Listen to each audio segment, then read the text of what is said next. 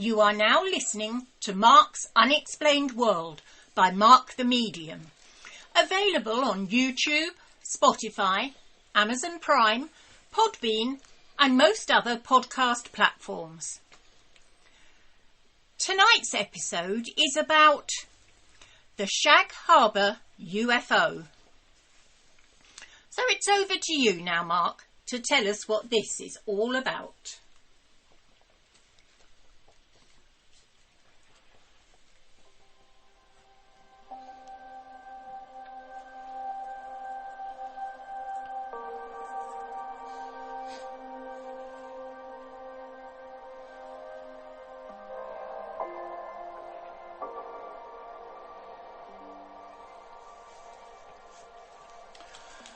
The Shag Harbour UFO incident was the reported sighting and impact in a tiny fishing village on the Atlantic coast near Shag Harbour in Nova Scotia, Canada, of an unidentified large object that went into the water on the 4th of October in 1967. The reports were investigated by various Canadian civilian and military agencies, including the RCMP, the Canadian Coast Guard, the Canadian Forces Navy and the Air Force, as well as the US Condon Committee. There were various reports that evening, all at around 10 p.m, from a multiple of witnesses who claimed that they saw strange glowing objects flying around the skies of the Canadian province of Nova Scotia, known as Halifax, with most of these sightings being reported to the Chronicle-Herald newspaper and the newsrooms of various local radio stations. With the assumption that it was an aircraft that had crashed into the waters, and with concern for any possible survivors, 2 RCMP officers who arrived at the scene contacted the Rescue Coordination Centre, or the RCC for short, in Halifax to advise them of the situation and ask them if any of their aircraft were missing. But before any attempt at rescuing the presumed crashed aircraft could be made, the flying object, with all its lights still showing just under the surface of the water, started to sink and eventually disappear out of view. And just to add to the strangeness of the whole incident, by the next morning the RCC Halifax had determined that none of their aircraft were in fact missing. Greetings, Unexplainers. Thank you for tuning in once again and listening to this underwater episode of Mark's Unexplained World. My name is Mark Hughes. I'm a psychic medium, a ufologist and a true crime buff. But just to give you a better idea of who I am and what I do, every Monday night, although occasionally on Tuesdays, allowing for bank holidays and busy weekends, I do a podcast on the many wide and various subjects that fall under the Unexplained banner. These include ufology, hauntings, disasters, and all sorts of paranormal phenomena, including true crime, unsolved crime, and the many missing people that often go unnoticed. So, if you are listening to this show on YouTube, please give us a review and a thumbs up and subscribe to my channel. And if you are listening on any of the other podcast platforms, again, give us a like and a follow. In this episode, I'm going to tell you about the unexplained story surrounding the Shag Harbour UFO. And this week's necessary disclaimer, well, this week's story is pretty much a family-friendly episode to listen to, so sit back and enjoy. However, as usual, all opinions and comments are strictly my own, but the facts of the case remain. I also apologise if I pronounce anything incorrectly. My English, although it is my first and only language, if there was a string of alien abductions, I doubt if anybody would be able to understand me anyway. But enough of this tomfoolery. Let us get back to the story.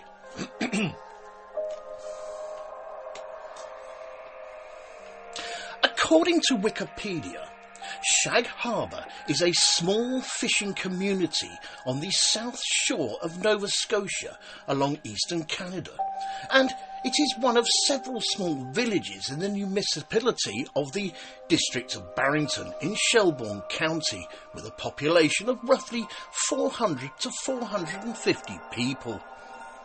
The Shag Harbour village itself is served by the Shag Harbour Bear Point Volunteer Fire Department, and its main industry revolves around lobster fishing, which takes place over the winter from November to May every year.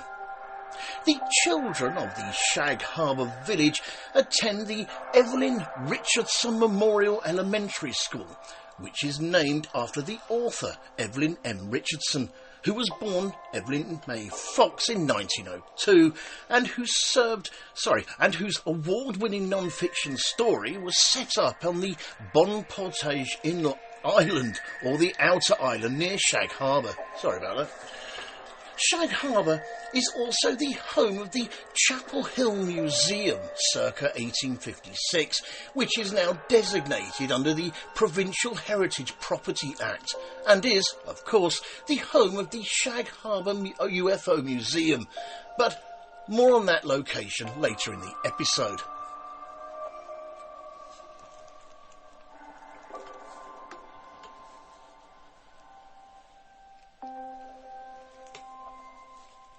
The first initial sighting of the Shag Harbour UFO started on the 4th of October with the aircraft Flight 305 flying at 3,658 metres or 12,001 feet over Sherbrooke and St. Jean in Quebec en route to Toronto from the Halifax International Airport. And according to reports, at 7:15 p.m, whilst flying on Flight 305, the Air Canada First Officer, Mr. Robert Ralph, pointed out to the captain of the flight, a Mr. Pierre Charbonnet, that there was something strange out on the left-hand side of the aircraft. And then, again according to reports, the captain, Pierre Charbonnet, then, upon seeing the UFO, reported to Air Traffic Control that there was indeed an object tracking alongside on a parallel course with their aeroplane just a few miles away. Pierre Charbonnet described the UFO as a brilliantly lit rectangular object with a string of smaller lights trailing behind it. Then, at 7:19 p.m, the two pilots, Robert Ralph and Pierre Charbonnet, noticed a sizable silent explosion near the large object, which was then followed, 2 minutes later, by a second explosion, which faded to a blue cloud around the object.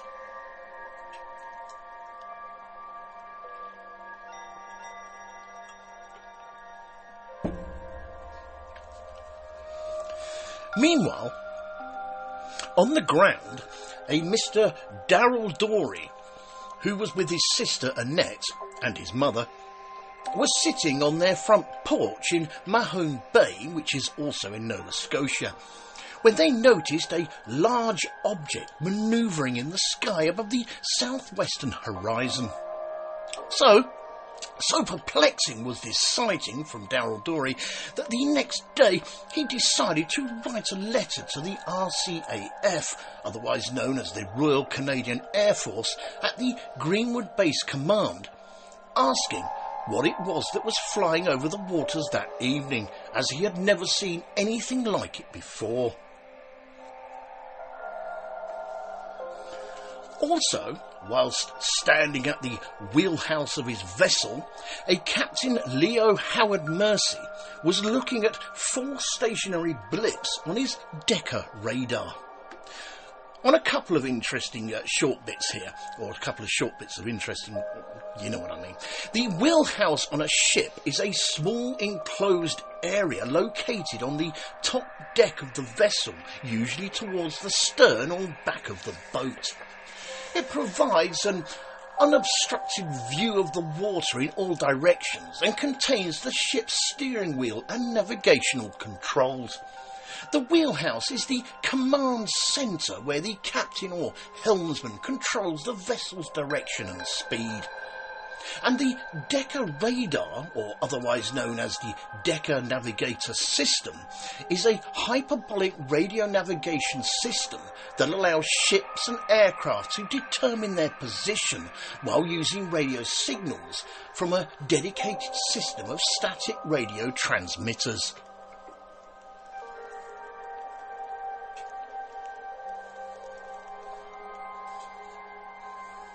When Captain Leo Howard Mercy looked up to the sky, he could see at about 28 kilometres or 17 miles from his vessel's window 4 bright objects that were situated in a roughly rectangular formation.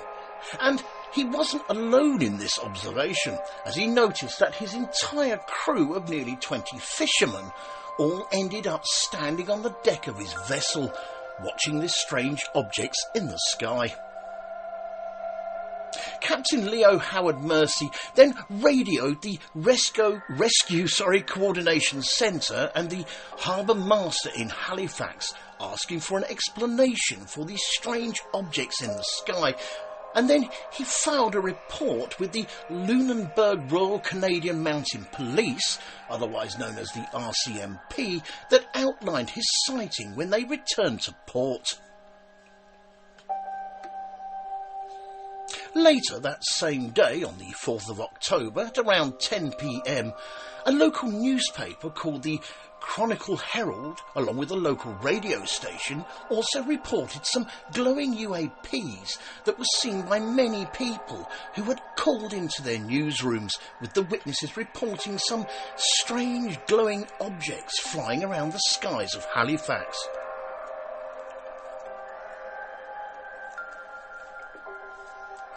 After this first short break, in part 2, we will look at the terms known as UFOs, UAPs and USOs, some further UFO sightings from the 4th of October, and the reports of something crashing into the Shag Harbour waters.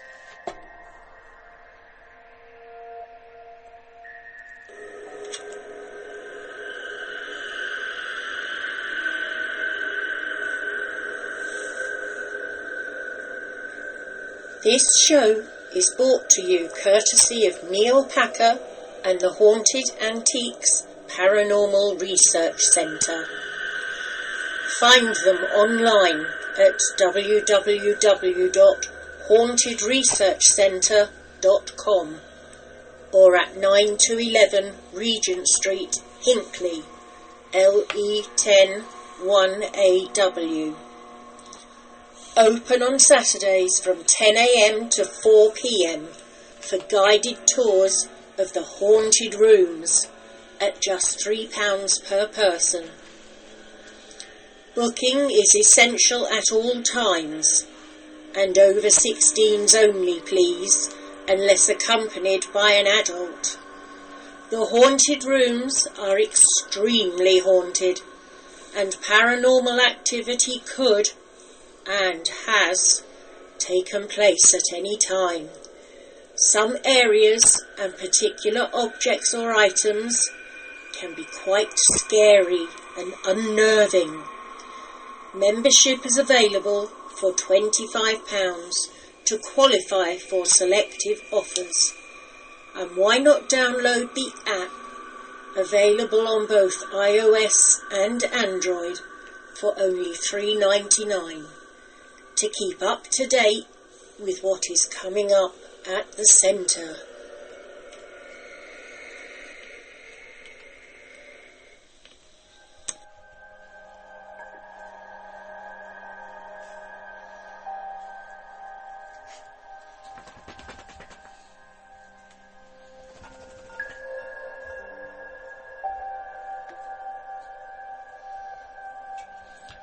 So, before I go into further details of the Shag Harbour UFO incident, I thought it might be interesting to have a closer look into how the term UFO originally came to fruition. The term UFO itself, which I'm sure most of you listeners already know, stands for an unidentified flying object, with its sister term being known as a UAP, or unidentified anomalous phenomena. Both of these terms, meaning UFO and UAP of course, symbolise any perceived airborne, submerged or transmedium phenomena that cannot be immediately identified or explained. And while most UFOs or UAPs can be identified as known objects or atmospheric phenomena, a small number still remain completely unidentified. And although there are a few conflicting reports on the UFO phenomena, according to the Pentagon officials, out of all the UFO observation cases that were opened in 2022, nearly half of them cannot be explained. The term unidentified flying object has been in use since 1947, with the acronym UFO coined by a Captain Edward J. Ruppelt for the United States Air Force. He wrote, and I quote, "Obviously the term flying saucer is misleading when applying to objects of every conceivable shape and performance. For this reason, the military prefers the more general, if less colourful name, unidentified flying object, UFOs. On a short but interesting side bit here, during the late 1940s and throughout the 1950s, UFOs were often called flying saucers or flying discs, based on the reporting of the Kenneth Arnold incident, which was the first post-World War II sighting in the United States that garnered nationwide news coverage and is credited with being the first of the modern era of UFO sightings. The term UFO became widespread during the 1950s, at first in technical literature, but later amongst the general public. The other popular term, other than UFO, is the phrase unidentified aerial phenomena, or UAP for short, which first appeared in the late 1960s, with this term increasing in popularity in the 21st century, mainly due to the negative cultural associations with the original phrase of UFO. UAP is also sometimes expanded as unidentified anomalous phenomena.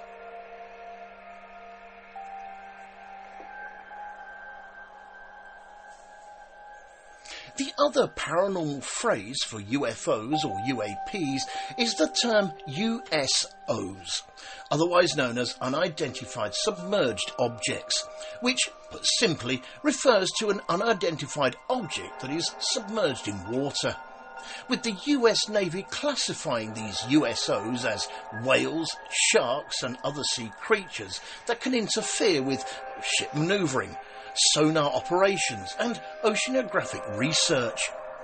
But over time, the term has also been used by ufologists to refer to unidentified flying objects, or UFOs, which can travel through water.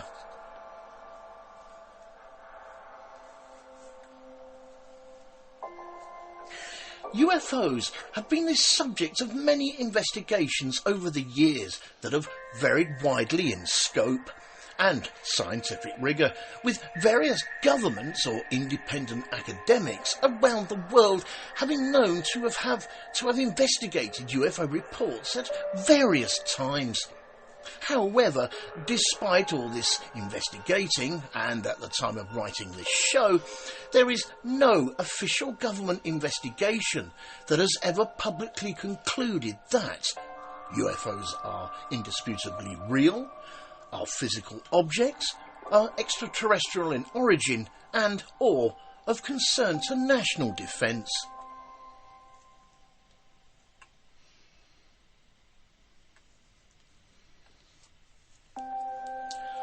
On the night of the 4th of October 1967, at about 11:20 p.m, It was reported by at least 11 people that they had all witnessed a low-flying object heading towards the harbour and then eventually crash into the Shag Harbour waters. These multiple witnesses all reported hearing a whistling sound followed by another noise that sounded, and I quote, like a bomb, then a whoosh, and finally a loud bang. Meanwhile, and at the same time, whilst driving through Shag Harbour on Highway 3, a local resident named Laurie Wickens and 4 of his friends claimed that they all spotted a large object descending into the waters of the harbour, and, whilst trying to attain a better vantage point, Laurie Wickens and his 4 friends then claimed that they saw the object floating 250 to 300 metres, or 820 to 980 feet, offshore in the waters of Shag Harbour. Laurie Wickens then made an initial report and contacted the Royal Canadian Mounted Police, otherwise known as the RCMP detachment in Barrington Passage, and reported that he and his friends had seen what they thought was a large aeroplane or small airliner crash into the waters of Shag Harbour. And so the Canadian military then became involved in a subsequent rescue and recovery effort.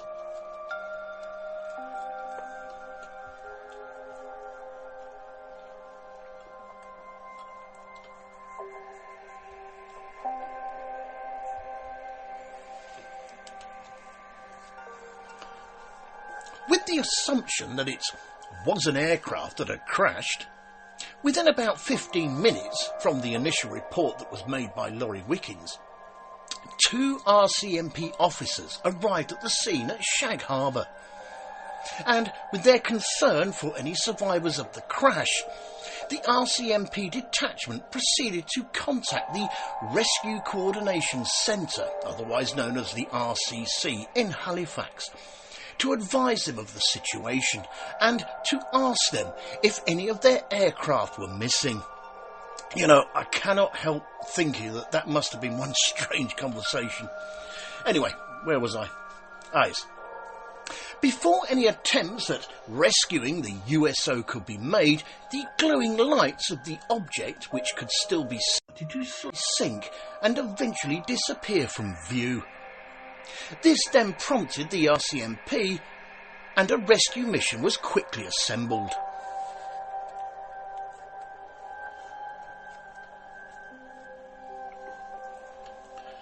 Within about half an hour of the crash, local fishing boats went out to the crash site over to the waters of the Gulf of Maine, which is located off Shag Harbour, to look for any survivors. However, no survivors, bodies or debris were found, either by the fishermen or by the Canadian Coast Guard search and rescue cutter, which had arrived about an hour later from a nearby harbour. On another quick interesting side note, the rescue cutter is a hydraulic extrication type rescue tool. I think I said that right. Rescue tool.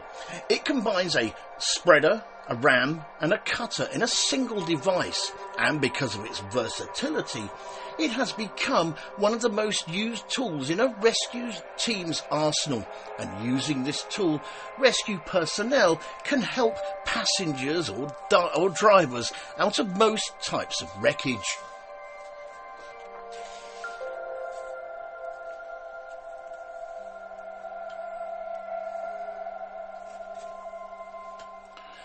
By the next morning, the Rescue Coordination Centre in Halifax had determined that there was no aircraft missing.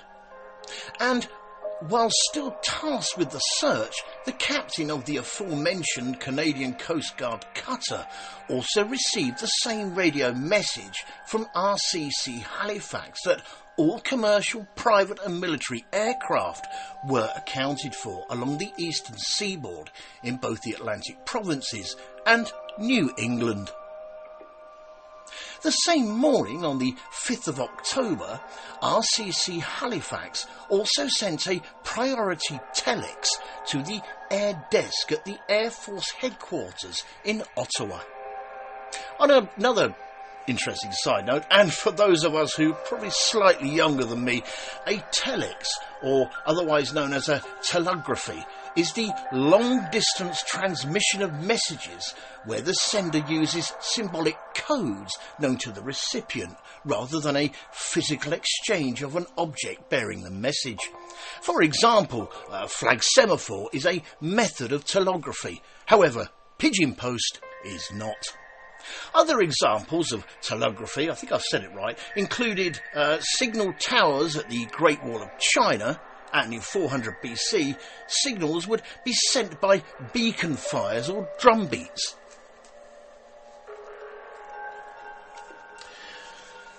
The air desk at the Air Force headquarters in Ottawa, which handled all the civilian and military UFO sightings, informed everyone who was dealing with the search and rescue from the crash that all the conventional explanations for the incident, such as aircraft, flares, or the mandatory weather balloon ident, had all been dismissed. Therefore, this was labelled as a UFO report.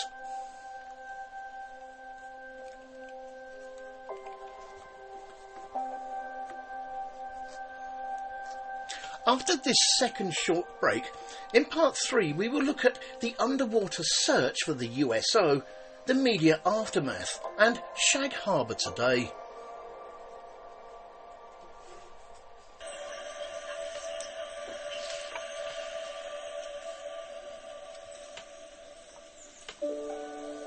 Fright Nights was established in 1999 as the first company in the world to offer overnight ghost hunt experiences to the general public, pioneering paranormal events since the last century. Fright Nights operate at hundreds of the UK's most haunted and exclusive venues. All events have their own team of experienced paranormal investigators, mediums and psychics. They have a VIP members club for regular returning guests, offering loyalty discounts and exclusive invitation-only events. They can also host private events for your family and friends. You can contact them on 07 852 998 628 or email them at office@frightnights.co.uk. Or take a look at their website at www.frightnights.co.uk, where you can see the many locations they investigate and learn about them and the opportunities they have available. Hundreds of ghost hunters join Fright Nights every month for the most thrilling ghost hunting experiences they'll never forget. If you haven't been on a ghost hunt before, then why not join them to see what it's all about? Why not visit their social media sites for up-to-date information on all the places they visit and to see what's coming up in the future? They look forward to seeing you all soon. Fright Nights Ghost Hunting Events. Remember, only the original will do.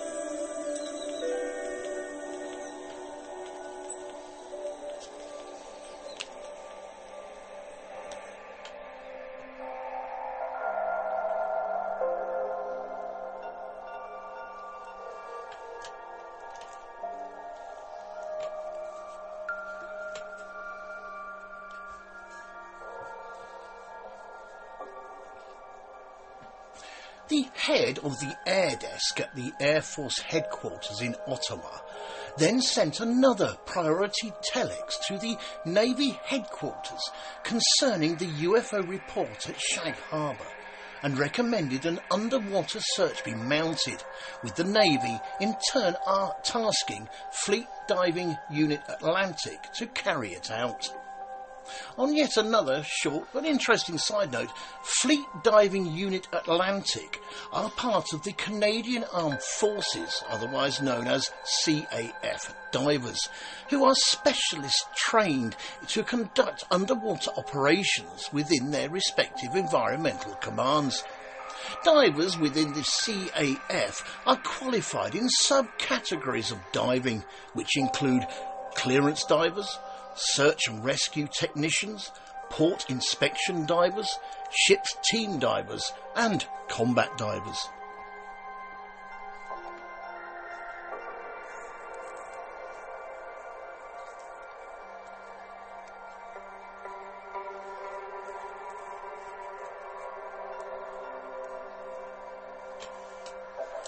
On the 6th of October, 2 days after the incident had been observed, a detachment of Navy divers from the aforementioned Fleet Diving Unit Atlantic was assembled, and for the next 3 days they carefully combed the sea floor of the Gulf of Maine of Shag Harbour, looking for an object. However, all of the divers came up empty-handed, with the final report saying that no trace of an object was found. And as the object has never been officially identified, it was therefore referred to as an unidentified flying object, or UFO, in the Government of Canada documents.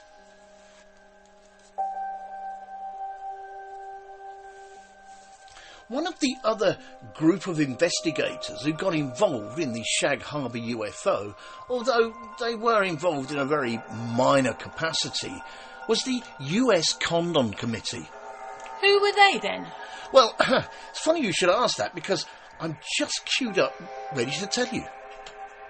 The Condon Committee was the informal name given to the University of Colorado's UFO project, which was a group that was funded by the United States Air Force from 1966 to 1968 at the University of Colorado to study unidentified flying objects, or UFOs, under the direction of the physicist Edward Condon, with the result of its work, which is formally titled the Scientific Study of Unidentified Flying Objects, known as the Condon Report, that appeared in 1968.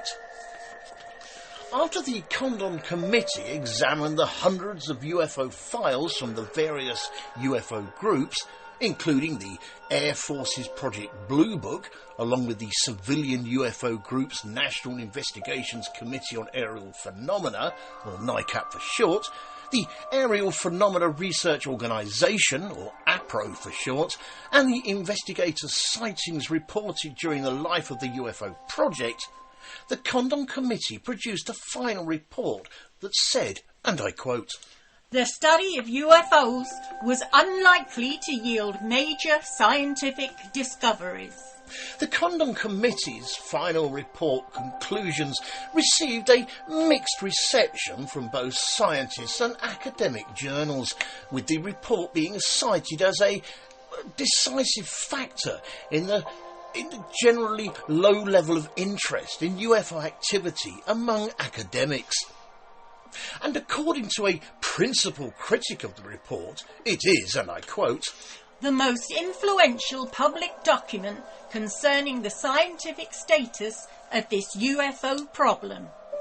Hence, all current scientific work on the UFO problem must refer to the Condon Report." As I mentioned earlier, the Condon Committee were only involved with the Shag Harbour UFO incident in a minor capacity, but I thought I would give them a bit of a mention anyway, because, well, I'm good like that. Anyway. The Shag Harbour UFO incident received extensive front-page coverage in the local newspaper called the Halifax Chronicle-Herald, which, on the 7th of October 1967, ran a headline story titled, and I quote, "Could be something concrete in Shag Harbour UFO." The Halifax Chronicle-Herald article, which was by the journalist Ray McLeod, included witness descriptions of the object and its crash, the Air Force's research and rescue effort, and the Navy's underwater search that was underway, including 3 additional divers from the aforementioned Fleet Diving Unit Atlantic from the Canadian Armed Forces. But not only that, the head of the Air Force's Air Desk at the Air Force headquarters in Ottawa, a squadron leader Bain, who originally recommended that the Navy undertake an underwater search, was also quoted saying the Air Force was very interested in the matter, claiming that, and I quote, "We get hundreds of reports every week, but the Shag Harbour incident is one of the few where we may get something concrete from it." The Halifax Chronicle-Herald article also mentioned more reports of the Shag Harbour UFO from that night on the 4th of October that immediately preceded the incident, including one from a woman in Halifax who claimed she saw something in the skies at around 10 p.m.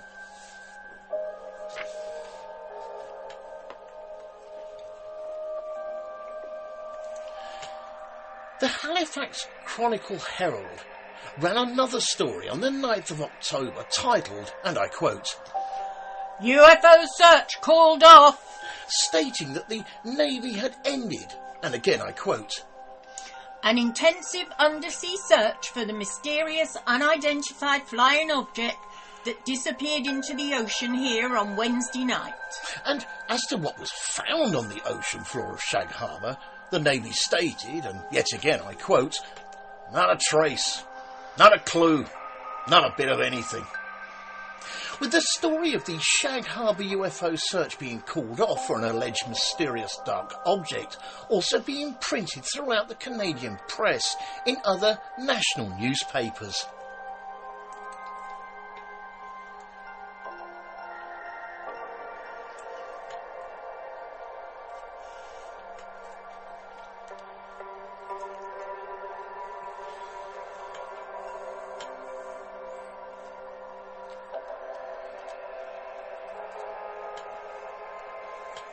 So, what is happening at Shag Harbour today regarding its UFO legacy?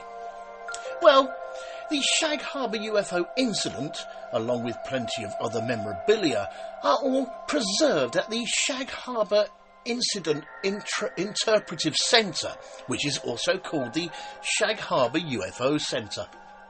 And according to their website, prior to the COVID pandemic, they had estimated a 1,500 to 2,500 people per year who visited the centre, with many of them enjoying a chat with one of the original witnesses, Laurie Wickens, along with other witnesses who all take turns volunteering at the front desk.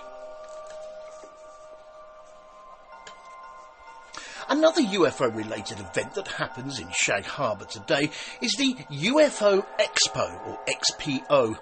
These gatherings take place in Yarmouth, Nova Scotia, which is just under an hour drive from Shag Harbour. The event is complete with UFO experts, eyewitnesses and ufology enthusiasts who come together to share any latest news, theories and, of course, I think it goes without saying, to talk about the Shag Harbour UFO incident itself. And to top it all off, they also have bus tours to Shag Harbour, which are included with the UFO Expo convention tickets.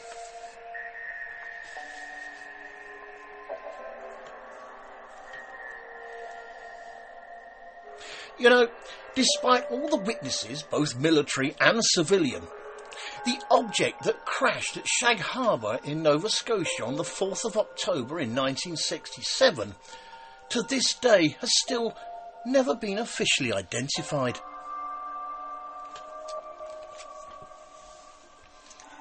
Thank you all for taking the time out to listen to this episode of Mark's Unexplained World. In our next episode, show number 124, we are going to be looking at the 1930s Dust Bowl. The 1930s Dust Bowl was the result of a period of severe dust storms that greatly damaged the ecology and agriculture of the American and Canadian prairies. The phenomenon was caused by a combination of natural factors, for example, severe drought, and human-made factors, for example, a failure to apply dryland farming methods to prevent wind erosion, and most notably, the destruction of the natural topsoil by settlers in the region. The drought came in three ways: 1934, 1936 and 1939 to 1940. But some regions of the High Plains experienced drought conditions for as long as 8 years.